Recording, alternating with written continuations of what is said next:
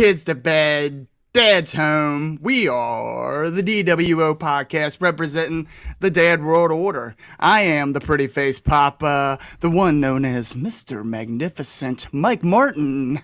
And with me, as always, my tag team partner, the big man, Big Rig, Eric Maffey. What up? What's up, brother? Big chillin', man. Had a day to soak on the just everything we witnessed yesterday. It was a hurtful one. It was, well, in many ways. there was a lot of like, this is one of the greatest TV episodes I've ever seen. And then there was some that was like, why is this happening on my television? Yes. You know what I mean? Like, Briscoe, quit. Briscoe. For those that don't know, Briscoe's my new dog, and he's licking my feet. Quit. Camo collar and all. Camo collar and all, baby. Quit. Sorry. But I'm still reeling off of our little interview to not to plug ourselves, but I'm going to plug ourselves because we're going to plug it all the way. It is a really awesome interview. In case you haven't seen it, on our YouTube channel, we have uploaded our talk with AEW producer and former Ring of Honor alumni, or former alumni. That doesn't make any sense. Former Ring of Honor wrestler BJ Whitmer. Like I said, it's on our YouTube channel. Actually just uploaded the excerpt one of our live streams. It was basically a interview with Dan the Dad, so I clipped that down and made it interview form that way. It's a little easier to digest that way. So check us out, YouTube, if you don't already. Subscribe, help a dad out. For those that have seen it and they were like, man, 2.5 hours, that's a really long time. Trust me, it's worth it. I know that may seem like a long time. We could have went 4. Believe me, we did the Midwest goodbye about 6 different times, trying to end that interview, and we just kept talking. Like, halftime didn't even feel like an interview. It was just 3 guys talking about wrestling, and one of them happens to be one of the best producers in the wrestling business right now, putting on matches such as Jamie Hayter versus Tony Storm at Full Gear. This is a little insight. We found out that he also produced Kenny Omega versus Hangman Page at Full Gear 2021. Mm-hmm. And there are some other surprises that he produced, but mostly he's in the women's division right now. So please go check that out. It was a lot of fun talking to him. I think we will definitely be having him back on. From what it sounds like, he's down. We may even do like a post-Revolution show with him. Chat about that. So keep an eye out. He just brings such a unique perspective, awesome. Man. He just knows things and can explain things that that we just can't possibly know. And it's just for me, really, it really didn't cool. pull back the curtain too much. No, it not was at just all. enough that it was like, man, that's really interesting. That's how he got there. So that was just a lot of fun hearing all that from him. And plus, the whole, what do you think, BJ? Story was oh my awesome. God, that was great. Yeah, definitely. That just you guys will enjoy it, I promise. And plus being a local Northern Kentucky guy is pretty cool thing to hang our hat on. We got Mox to root for now, and we also have a behind the scenes guy to root for. So yeah. But yeah, like I said, we're really excited about it. So pardon our rant. Yeah, we may end up breaking that down into shorter clips for those that have zero attention span. But if you're on a long drive, if you're sitting at work bored, pop your headphones in.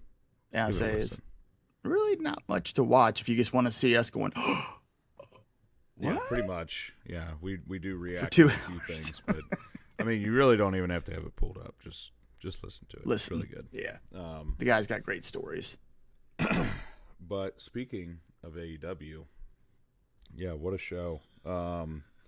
Started off I don't know. You want to talk about the crappy part, or you want to talk about the good parts? No, let's start from the beginning because the first Okay. match was excellent. It was actually, I mean, Dude, honestly, they sold me a ticket a few times in this one.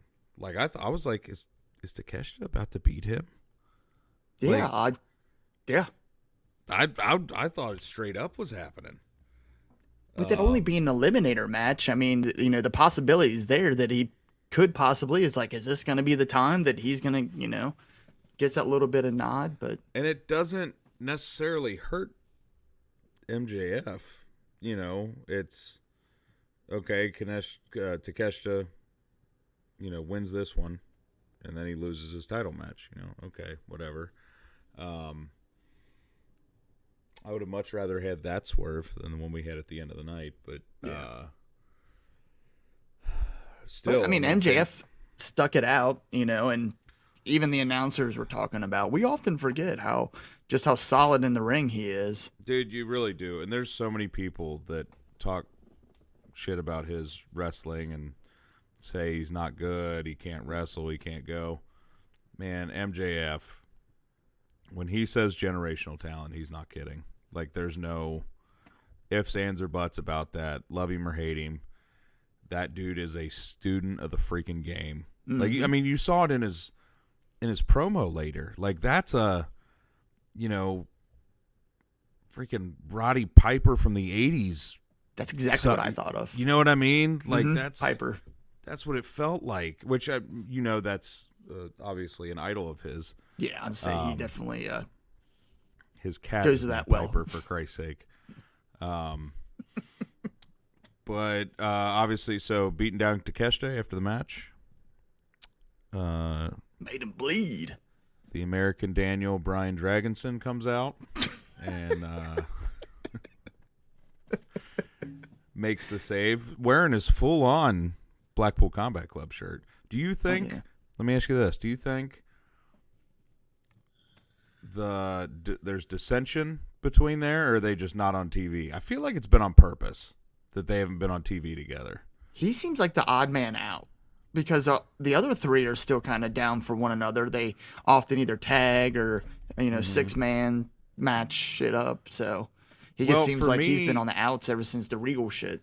That's what I'm wondering, if they tell that story eventually, that they've just been at odds with him ever since that.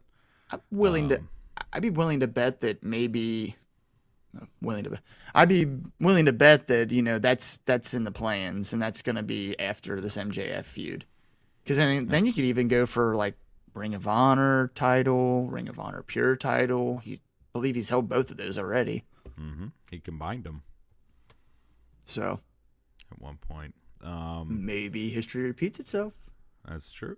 So then, I'm going to take out the Blackpool Combat Club. Thought that was interesting. Like, he's still repping them. He's not, like, distancing himself. It seems like they kind of are from him. So I think we got a video package for Samoa Joe and Wardlow. Good. Again. Good stuff. Just really pretty simple booking. Nothing too crazy about it. Just let it be 1v1 this time. Just let these dudes slug it out. I'd like that. I know I said Hobbs and those two in a triple threat again for Revolution, but I don't know. Like, what's Hobbs gonna do? Like, is he gonna win the Face of the Revolution ladder match, and that's his moment at Revolution? That's what I'm thinking. Because at this point, you can't build him to a title match. And it's not like there's a non-title feud he can have that would be meaningful. I'm gonna throw that out there right now and say he wins Face of the Revolution ladder match. You're gonna look like a genius, sir. I know. And then I don't feel like his and Ricky's feud ever they had that one kind of squash match, but that didn't kind of expand from there, did it? I think they'll come back to it eventually. But obviously, Ricky is going to be in a feud with Chris Jericho for the next 12 years. So, he's a little tied up. We'll get to Gosh. that. Yeah, and it just couldn't. I was like, okay, he makes it through all these guys, and yikes. Jericho loves playing the hits, man. Like, he's done that before, like many times with the. We'll get there. We'll get there. So next we had the women's title eliminator match, Jamie Hayter versus the Bunny, in which Bunny looked like took a pretty bad bump, and they called for an early ending to this, which is unfortunate. Because I think if these two, barring any injuries, would put on a pretty good one, and this got put on towards the beginning of the card. Which I liked. Switch that up. But yeah, I mean, it's unfortunate. I hope Bunny's okay, but it's always unfortunate when that happens. Yeah, it just, timing is everything there, and just a little bit, they executed basically the same move right before that, and then. Right. Well, for me, I just feel like Bunny and Penelope Ford especially, like I would say in the past year and a half, have really come a long way, like in-ring wise. Just from me, the matches I've seen of them, and I think they're pretty darn good at what they do. So I don't know. I hope she's okay. You hate to see anybody, legitimately get hurt, especially when it's not really like anyone's fault. It's just kind of, something that happens. So, it's, that's kind of the understanding when you get into this business, that's always a possibility, Which, I mean, most of this match was in commercial break. Right. It felt like, you know what I mean? Which, I mean, it was abrupt, man. It was, it was an abrupt end. Yeah. Unfortunately, but yeah, hey, even Jordan missed a couple of shots, man. Right. So who does Jamie face at Revolution? Because I mean, we're 3 weeks out at this point. That's what I was wondering. I was waiting for her next opponent to kind of pop out and something. I think it might, it might be some sort of. Might be her and Britt versus Saraya and Tony. Not quite your blood and guts you're wanting yet, but yeah, there it was. Closer, we're getting closer and closer, and it's not, there isn't any other kind of build, but doesn't mean there won't be. Right. Yeah, I just watched that spot again. That was weird. It was like you said, she had just hit that same exploder, belly to back thing, and I don't know. That was odd. It's like Jamie's whole shoulder and weight came down across the bridge of her face. Looked rough. Looked like it hurt. So after that, we did get the Tony and Saraya spray painting straight up 1996 NWO. Yeah. I mean, it's lame, but here's what I'm hoping this isn't, because it feels like it's moving that way. Is now they're the Mean Girls faction, and it's give me a reason. They were doing good there. Hey, the AEW originals were coming in, but not just, it's because we're bad now. No, give me a reason for it. This has the potential to be a really good story. I don't just need them being a-holes, I don't know. That just doesn't make a lot of sense to me. And of all people they, could have went after some nameless person. I mean, that I get. Because Leva's been there from the beginning. So that was them attacking an original type thing. Is that what's his face's old lady that's always on Being the Elite? Pretty Peter Avalon? Yes. I don't think they're together. They were in a gimmick together at the beginning of AEW. Okay. with the librarians. Okay. Yeah. But I mean, I don't know. We'll see where it We'll goes. have to see where it Hopefully goes. I mean, again, glad that they're it's something giving good. the women's division some substance and something more than, but let's not stray too far and get into the, like you always say, ooh, we're the good guys and ooh, we're the bad girls and Yeah, we have like to fight each other because we're good and you're bad. I need like a promo segment from them or something to set up story. Mm-hmm. Not just them spray painting people, or you know what I mean? Like, give me Britt versus, I don't know, Britt versus Tony or Britt versus Saraya, and Give us some Twitter mic battle, some Twitter feuds or something, something, yeah. And then, oh my gosh, how the MJF promo. Oh boy. God, I popped for it at the end, dude. I was just like, God damn. Which I did see today, some people giving him shit because of obviously Admitting to a crime. No, not too. A couple weeks ago, Jay Briscoe passed away in a car accident, and little insensitive, which it didn't really register with me at the time. But I feel like he's not going to cut that promo without getting that approved. You know what I mean? So, yeah. I mean, I that's understand where people are coming from. Story, but I'm gonna say that was pre-approved. That wasn't like off the cuff or anything. But still, like, what a scumbag. Did you hear about, which I don't know how true this is, there were a bunch of calls into the Long Island Police Department saying he was admitting to this crime and stuff, and I can see it. I can see it. They were like, well, this is a fake TV show, so please realize that.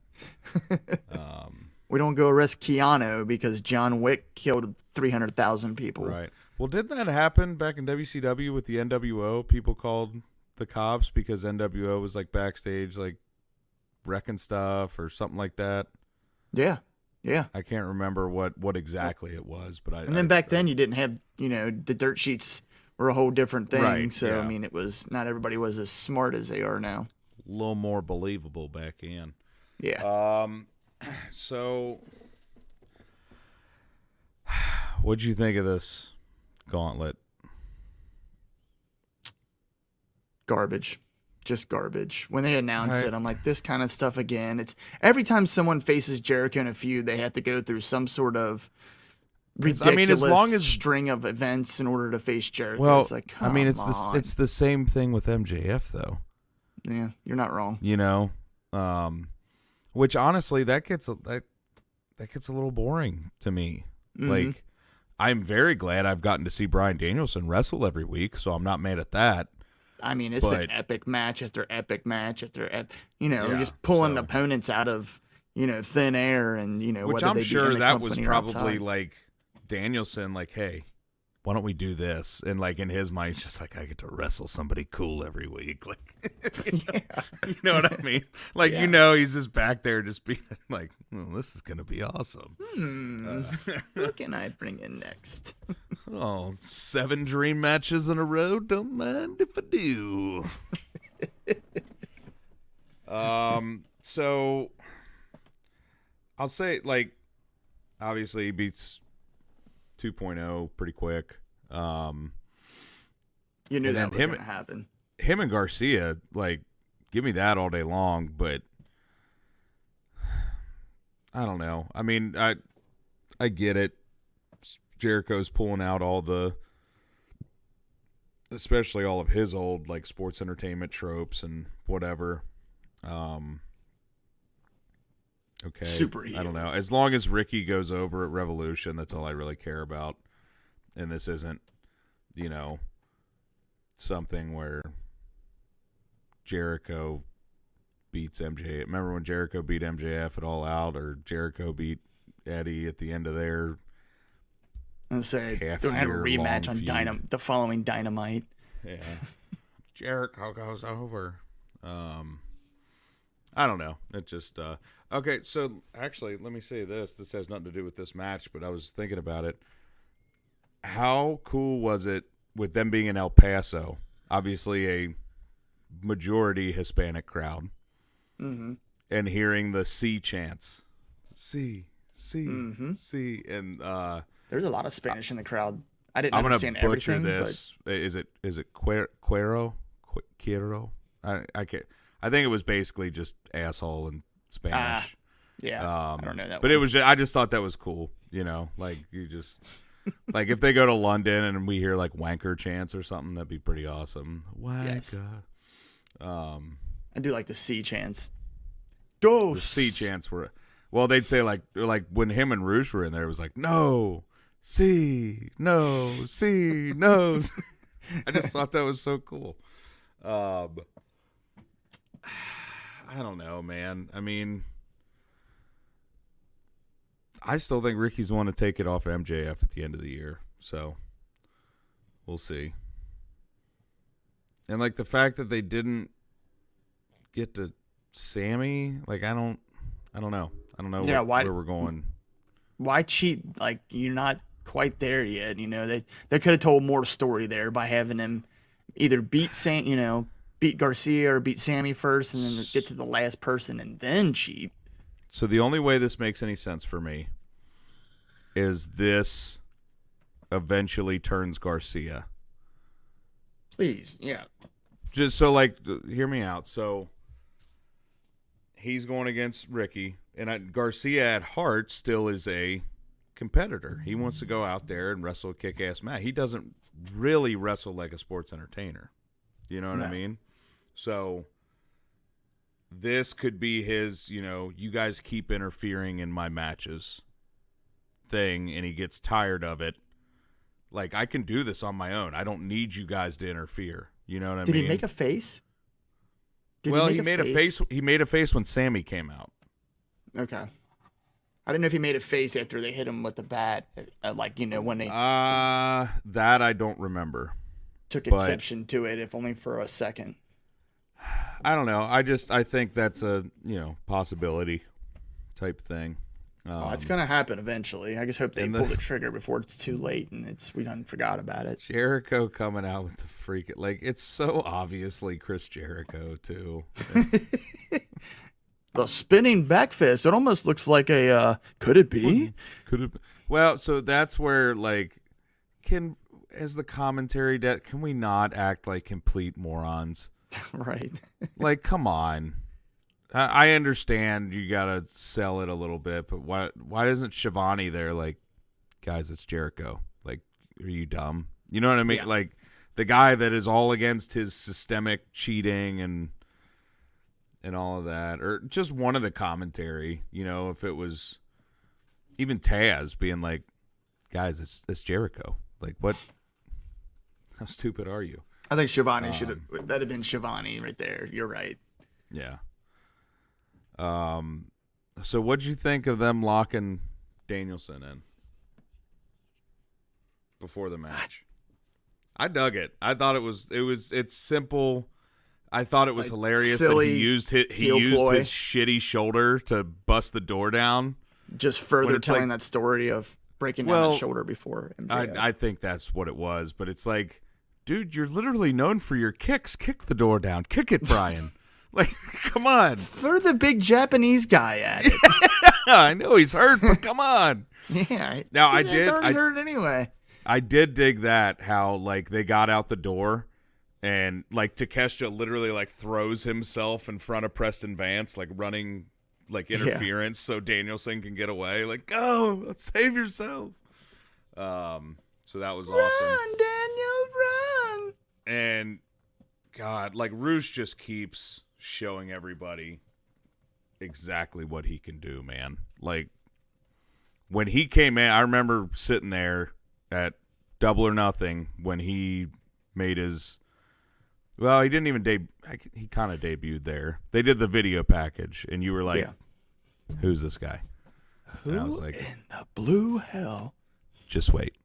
MJF in that freaking purple tracksuit. Oh, it's great. I like the jacket he came to the ring in. Like almost like the varsity jacket with the Burberry. Mm-hmm.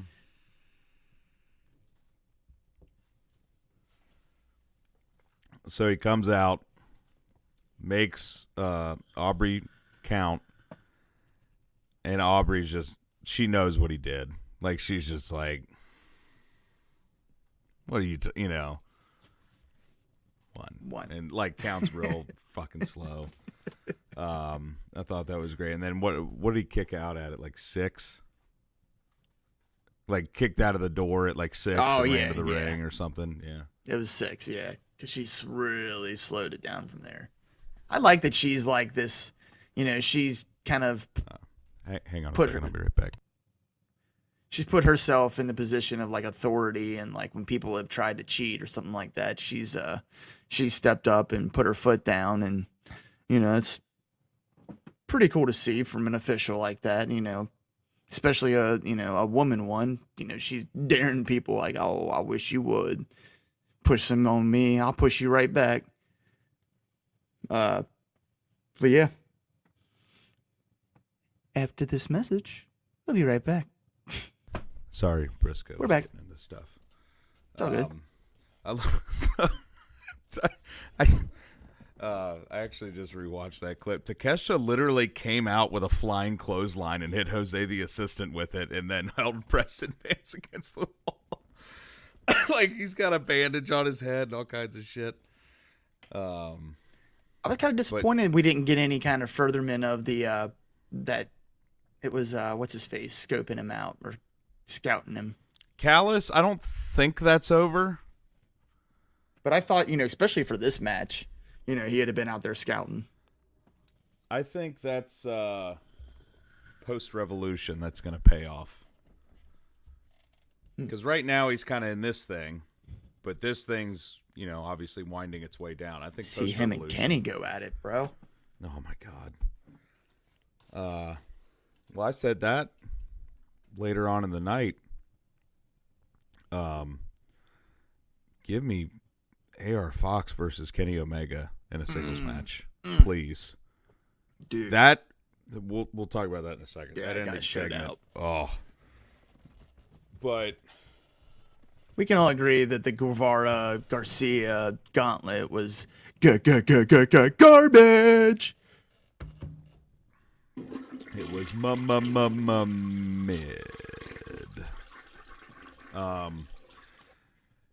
But Danielson, God, dude, like he bled a lot in this match.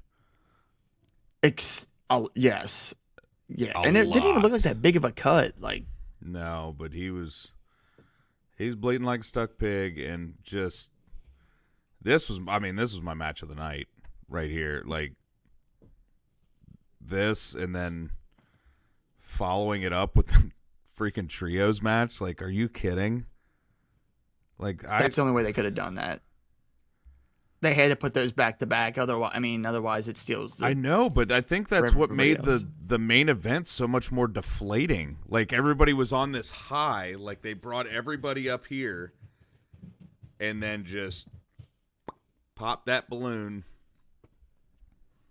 that had urine in it and splashed all over us. That's human feces. Pretty much, that's what it felt like. That's space poop. But, I mean, just them chopping the absolute shite out of each other. And that was the smacks like across the chin. And, I mean, just, there's no holding back there. Those guys are just letting each other have it, man. And that was awesome. That's two tough sons of bucks out there, man. My goodness. But, I mean, you want to talk about, like, yeah, the Elite won this, but they are just elevating Top Flight and AR Fox with it. I mean, they showed out. I mean, there was so many times, especially in that ending engagement or whatever you want to call it between AR Fox and Kenny, where I fully thought Top Flight was taking these. I never believed that for a second. I don't know, dude. There were some pins that I was like, I don't know. It just AEW is. There's the matches where you're like, okay, they're for sure winning this, but then there's always been that little seed of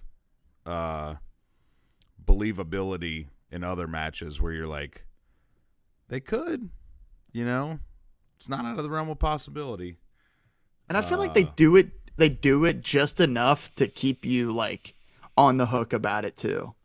That's what I'm trying to say. They've done it enough. Like, okay, Action Andretti beating Chris Jericho. Like, everybody thought that was a slam dunk. Stuff like that. They do swerves enough that it's always on my mind. Like, could they? Could they? Now, if it's like a Rampage, okay, no. Like, a live Rampage, maybe. But the taped ones, usually nothing super of consequence happens. But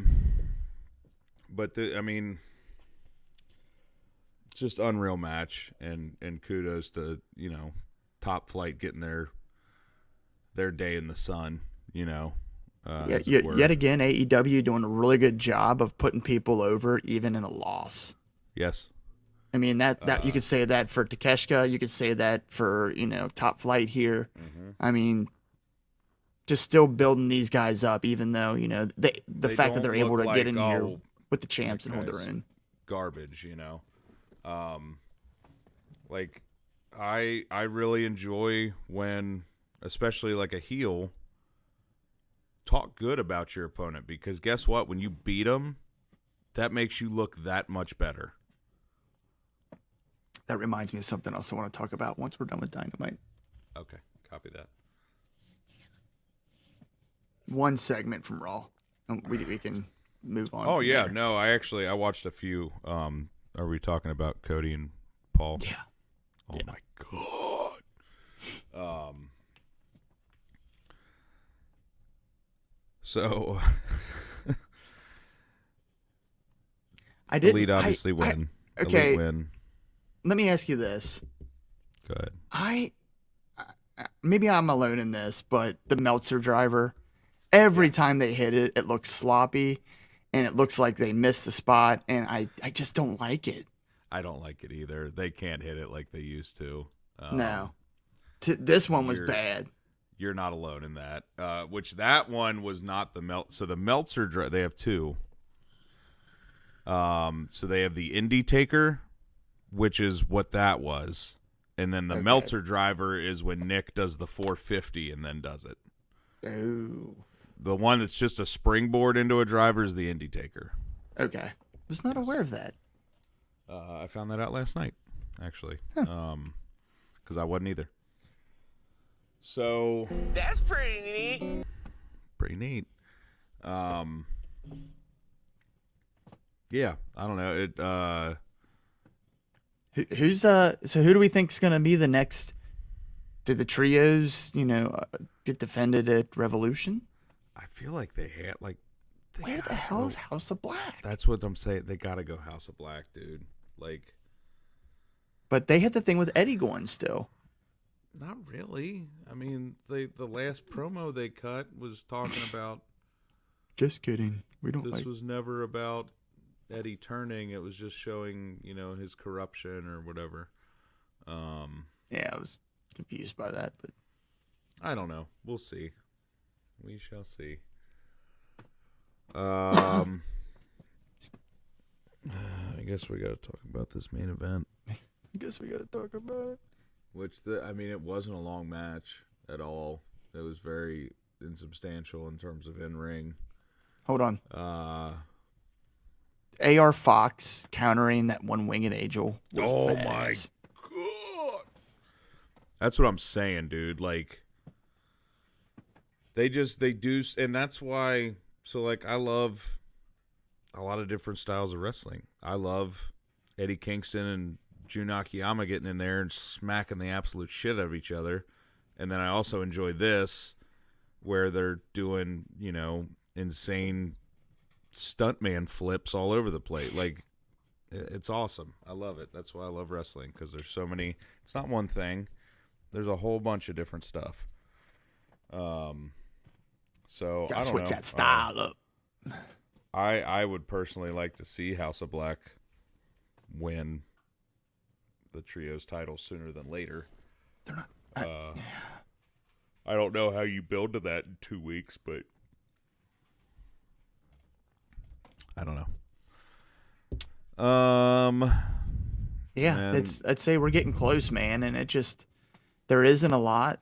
Like you said, I mean, who's Hater gonna face? Who's the trio's gonna face? Who's right. TNT titles? We pretty much see where that's gonna go. All Atlantic. I'm sure they'll find somebody for Orange, but it's just he's defended the belt so many times. It's almost like Ooh, you know who's gonna be Hater's opponent at Revolution? Mercedes Moné.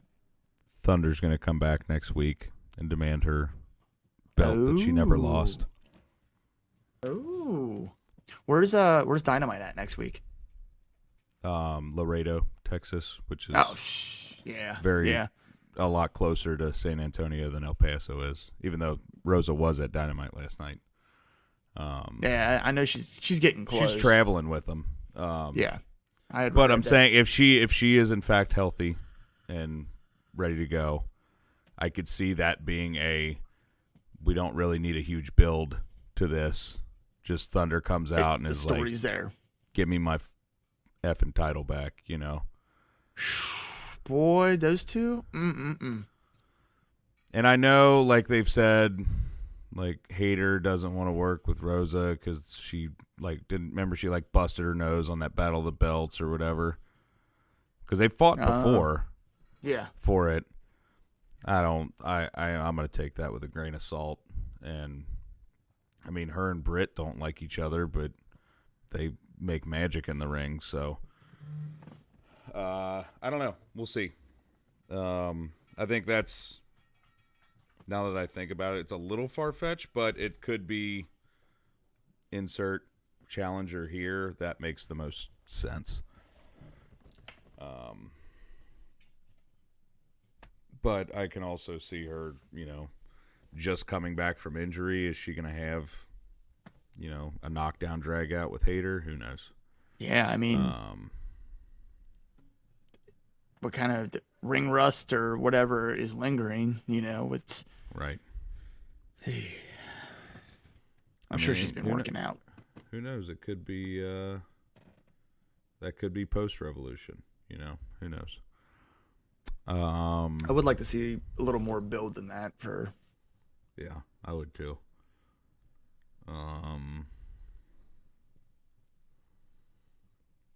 But I don't know. I could see there being. Give me 1 second. I still think they're. You can still hear me, right? Anyway, I'm still gonna go with the tag team. The tag team bout with Hater versus or Hater and Britt versus Tony and Saraya, and I could see our returning Mercedes Moné to be on the side of the Mean Girls. The Mean Girls, yeah, I could dig it. And then Thunder comes out to counter that as an AEW original. You mentioned Monet and Rosa. Ooh, that'd be good. That'd be good. So how does that work? Because if she is under contract with New Japan, I don't see her taking a loss in AEW. Because that is quite literally one of their biggest draws. Yeah. Oh, I could see the Invaders or the ex WW people coming in and right. taking the win, because as long as Hater doesn't take the pin, or she takes the pin and it sets up potentially her next opponent. True. I don't know. It's interesting. We'll see where it goes. Like you said though, a little over 2 weeks now, and the card really hasn't shaped up. They keep doing this. It's like you're just gonna run back a bunch of matches you've already seen and kind of. Yeah. It's very indie wrestling of them. Because like that's where like Jamie facing the bunny this week. While yeah, that was cool. Why are we not building to her opponent? Mm-hmm. You know what I mean? I don't know.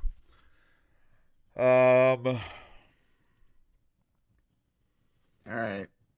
Let's do it. I mean, that's the other thing is Jade. Jade usually has a pay-per-view match. Is that going to be a surprise? 50 and 50-1. Is she going to get beat at Revolution? Like, it's got to be the right I mean, if Stat comes back, okay, great, do it. Ooh, I keep forgetting. Oh yeah. Stat come back and beat Jade would be dope. Like, let's be real. I'd be happy. Betty. Yeah, that'd be dope. That'd be dope. Guns beat the Acclaimed. Billy did not turn on the Acclaimed. I thought he was. I thought he was, though. It looked like too. it. And I think that was intentional. They wanted you to think he was going to. Right. I will say this, though. One positive out of this match. Stephon Smith, that is one of the greatest ref bumps I've ever seen in my entire life. Right? Like, I didn't notice it at first, but on the replay, I was like, dang. Wow. Boy, sold it. Yeah. I was going to say that I thought Bowens looked really, really strong in this match. Yeah.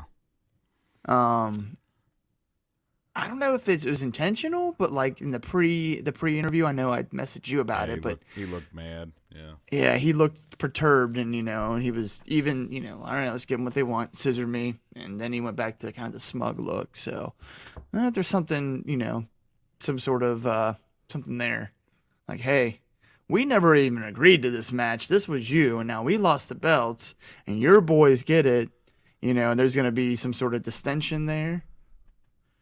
Do you think the Acclaimed win it back, or is this Guns are transitional champs and FTR comes back and takes it? There's going to be another match, and I think that's when Billy's going to turn to help the Guns keep it. But that's what I'm saying. That is it going to be the Guns retaining?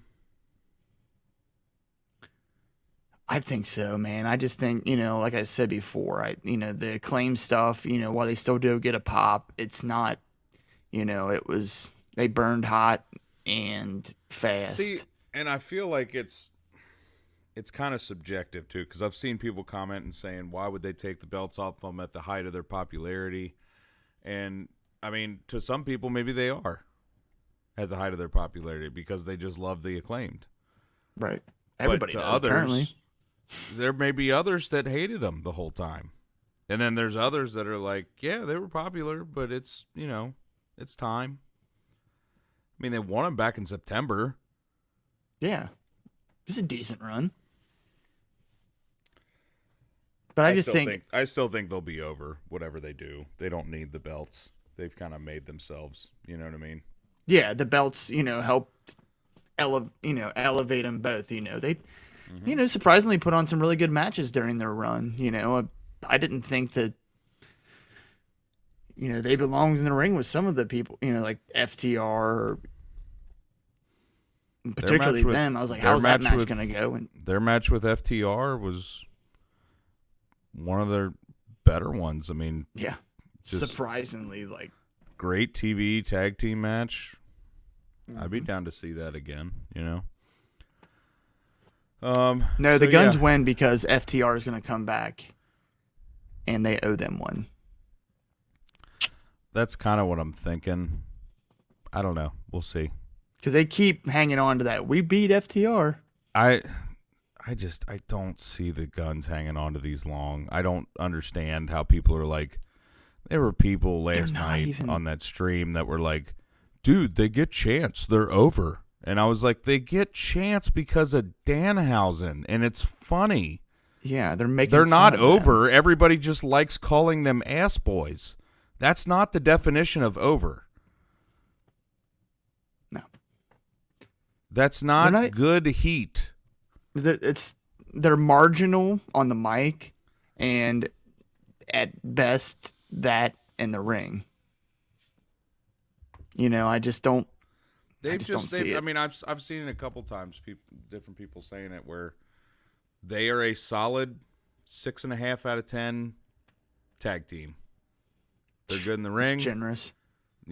Decent on the mic, whatever. They're good hands. They're not champions, man. They're not. Nah. So I don't know. But the belt shouldn't make the men. The men should make the belt. I agree. In most but we cases, did get there's some where the good belt news. Can kind of just put someone over that hump, and then they don't need it anymore, type thing. Yeah, that was kind of like the Acclaim. Like getting the belts really solidified them, but now it's a point where they don't need them. I don't want to see Wardlow with the TNT belt again. I don't think I do either. I liked having it on somebody. It doesn't have to necessarily be some meat-headed guy like Joe or Miro. Although I would like to see Miro come back and challenge either Joe or Wardlow for that belt. That'd be a good old-fashioned. I really want Miro to come back so bad, but I feel like he's got to be a world title contender. Like he's so good. He'd be, I mean, he could come in as a babyface, and I mean, he would give MJF a run for his money, because he could. Oh, jeez, I'm just picturing the promos he would cut on MJF. All pre-taped, of course. Yeah.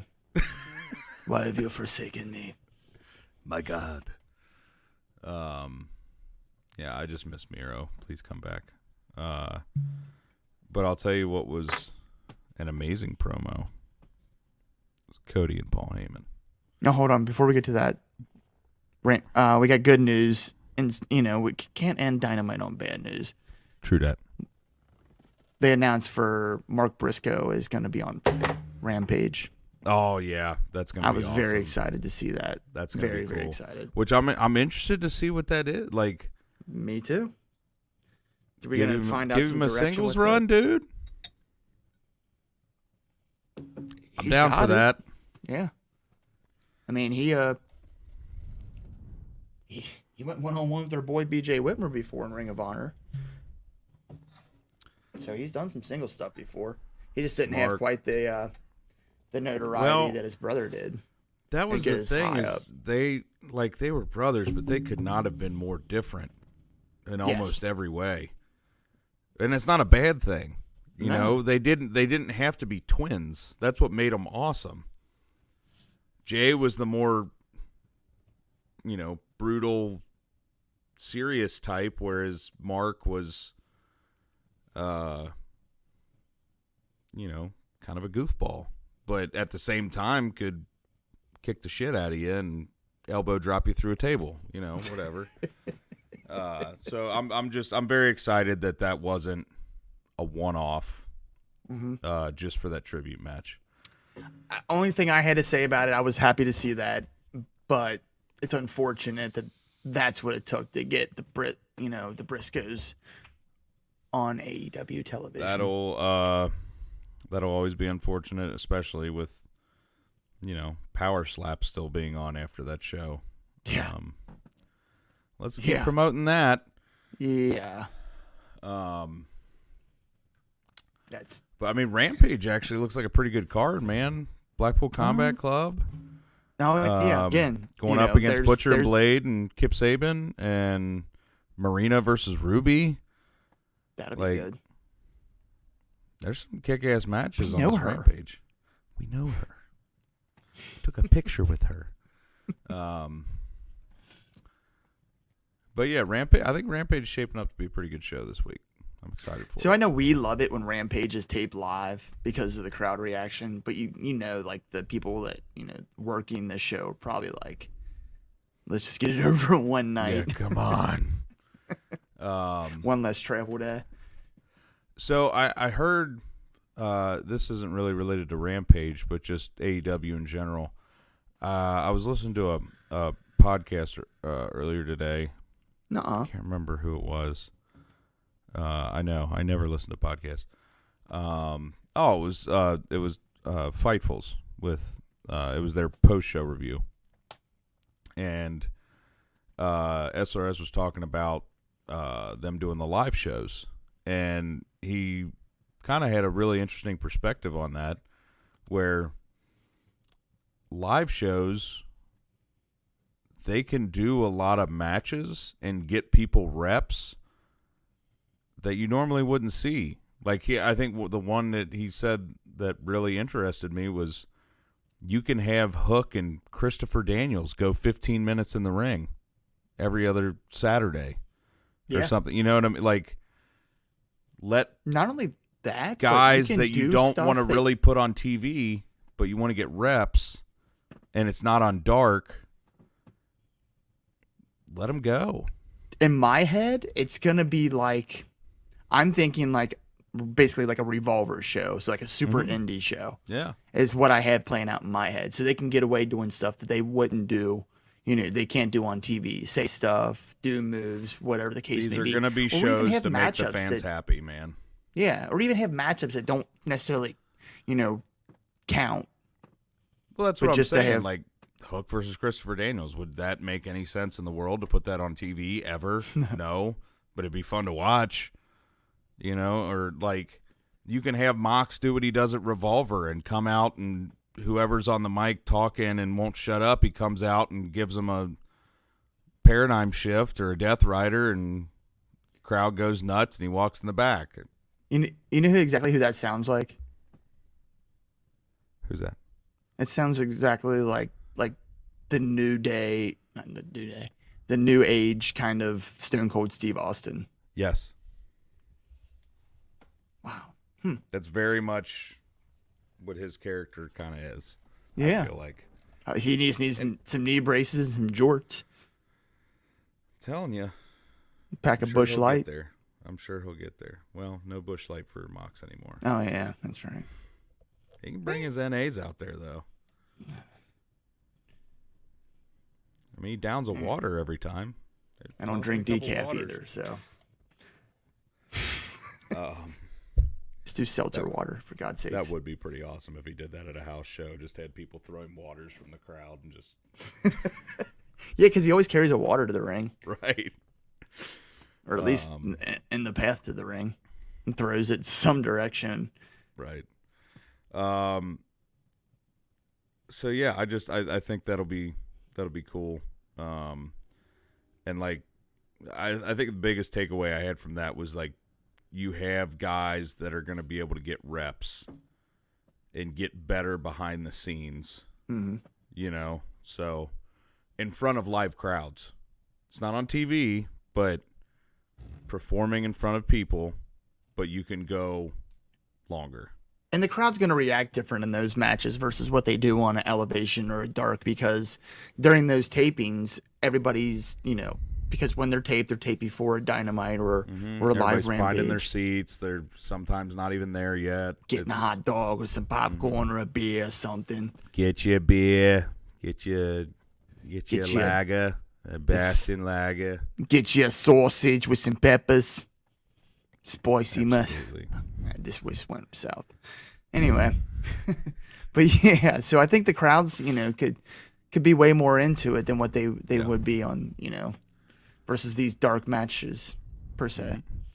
And they get to go to towns that you wouldn't normally run, a show in. So I'm sure that'll be cool. That'll be a lot and like I said before, you got to at least try it. Let's throw your lure out there and let's see if we're gonna get any bites. Well, and they can try stuff too. They can try, hey, let's see what this match is like in front of a live crowd. And if it doesn't work, okay. But if it does, they're like, ooh. Guess who's gonna be on Dynamite next week? Turn this into something on Dynamite. Yeah. Like I'm sure, God, we should have. I feel like BJ kind of touched on that, like producing. They can do part 2, buddy. Part 2. produce some matches on those live shows. Like, yeah, there's ones that just, they're there to make the crowd pop and whatever, but you could, hey, let's test out this match style that we thought. Let's test out this finish or this ending sequence and see how it works. And if it works, all right, let's go for it. That'd be pretty cool. Yeah, no, I think that's, it's nothing but good for us. Like I always say, more wrestling is better I agree. than less. So anyway, before I really cut you off about 10 minutes you're ago. Good. You are good. Monday Night Raw brought us arguably one of the most touching, promos. It's damn good promo between Cody Rhodes and Paul Heyman. One for the ages. So good. I listened to Busted Open's reaction to this, and it was Bully Ray and Dave LaGreca, and both of them were just blown away. And I agreed with most of what they said. A lot of it, most of the good promos you'll find and best feuds you'll find have something based in reality. Mm-hmm. And, all the things they were talking about were real things, and both of those guys were getting emotional about it. As much as, even Heyman, when Cody was talking about his dad and Dusty, or about Dusty and Paul Heyman, and Heyman just looked like he was about to break down, crying. He was wiping away tears. Like, oh, so good. And his delivery at the end, you just thought this is just going to be so sentimental, and then knife, twist. Holy shit. Yes. And even Cody, now this makes Cody, gives him a little grit. He's not, white meat baby face. Cheer for me. I'm Cody. I'm back. No, now it's personal, motherfucker. Yeah. You came after my family. Mm-mm. That's Now been his it's whole personal. thing is about his family. Mm-hmm. But And it it's, was so part of good. me is I hate that they they go to the dusty well so often, but in this, this Makes sense occasion, yeah, it made sense. And boy, I had chills and I was feeling it, so I can imagine how they felt in the ring as people who actually connected to the situations. Good job, guys. Good job, because you made me feel. And I loved Heyman's line, Dusty was, he was training and preparing Seth Rollins and training and preparing Becky Lynch and, just the who's who of, and Bailey and Roman Reigns. And it was just like, he's Like right. Kevin Owens, but Kevin's kind of Kevin was already pretty good. Yeah. Pretty good. I like that he called him Mr. Heyman. I'm just going to call you Mr. Heyman. But think about it, though. Those are two of the best. Some of the promos that Cody cut back in AEW, it's, I had self-admittedly watched Roads to the Top and seen some of the behind the scenes stuff about how, what he puts into those promos, and how much thought and heart he puts into them. He gives some world-class promos. And, being across the ring from Heyman, who, God, that guy just delivers every time. I think as much that's as my wife doesn't care for him. As much as, the words that Heyman says are, they're unreal. It's his delivery. His delivery is so effing good. And his facial expressions, everything is... There's times where he annoys me. When he constantly refers to Roman as, yes, my tribal chief. Yes, my Yes, he says it over and over. And I'm just like, can we not? It's okay. It's old. But then he does this, and I'm like, oh, that's why I love Paul Heyman. Okay. Mm-hmm. So, yeah, that was... One thing they brought up on Busted Open that I agree with, and I think is really cool, and I think has some meaning, is that they have two different storylines going on 2 separate shows, both involving one person, the the world unified heavyweight WWE Well, that's how you get champion both of the belts on Universe both World. shows without actually having both belts on both shows. Right. You know what I mean? Sammy and Cody are the de facto world champions on both shows. Yeah. You know what I mean? They're the personalities. They're not holding the belts, but they're the draw. Yes. And that's awesome. I like that they can play that, though. I mean, that's smart booking that kind of makes an effort to make you forget that both belts are on one person. It's a good solution to your problem. Yes. Is what it is. Without actually having to split the belts, which I'm not saying it's going to go till WrestleMania, but for now, it's a good solution to your problem. Yep. Just saying. I could see Cody. I mean, I as much as I know I'd love to see your prediction of Sammy winning it in Toronto. It's just Montreal, yeah. Or Montreal. I'm sorry. Tomato. I don't think it happens, but I think that's going to be a heat generator right there. Is what that's going to be, because that place is going to go nuclear. When Roman cheats to beat Sammy. Lots of false finishes. Lots. Yeah, it's going to be more false finishes than a BJ Whitmer match.